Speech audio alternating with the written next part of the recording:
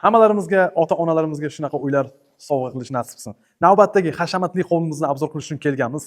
Samarqand shahri, kolxoz Pobedada bo'lyapti. Samarqand Cityga yetmasdan ideal lokatsiyada, gaz, svet, suv zo'r bo'lgan joyda 6 sotixlik hovlimiz sotuvga chiqdi azizlar. Klassik rusumda remont qilingan holga e'tibor bering azizlar. 8 ta xona bo'lyapti. Mana shu hol bilan 9 ta xona. Buni qarang. Juda ham chiroyli naqsh remont qilingan azizlar. Samarqandning mohir usullaridan biri. Fasadlariga e'tibor beramiz. Hammasi padrashivka Eron g'ishtidan bo'lyapti. Holimiz kattagina, keng, oilaviy o'tirib suhbatlashadigan joy, bolalar o'ynaydigan joy. Lestnitsalarga e'tibor beramiz. Juda ham chiroyli hashamat qilingan. Bitta mana shu yerga mehmonxonani ham bitta ko'rsatib chiqamiz azizlar. Yaqin orada polni obzorini chiqarib beramiz. Mebellar, hamma narsa qoladi. 12 kishilik stol, stul, klassik rusumda uyni remontiga mos qilib tanlangan. Mehmonxonaning remontiga e'tibor bering azizlar. Nima deyapsiz? Bular hammasi san'at asari.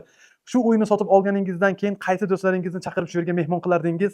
Bu videoni o'shalarga yuborib qo'ying va shularni, shu do'stlaringizni kommentariyaga belgilab qo'ying. Har bittalaringizga shunaqa uylar nasib qilsin. Yaxshi niyat qilib qo'ying. Salomat bo'lasizlar.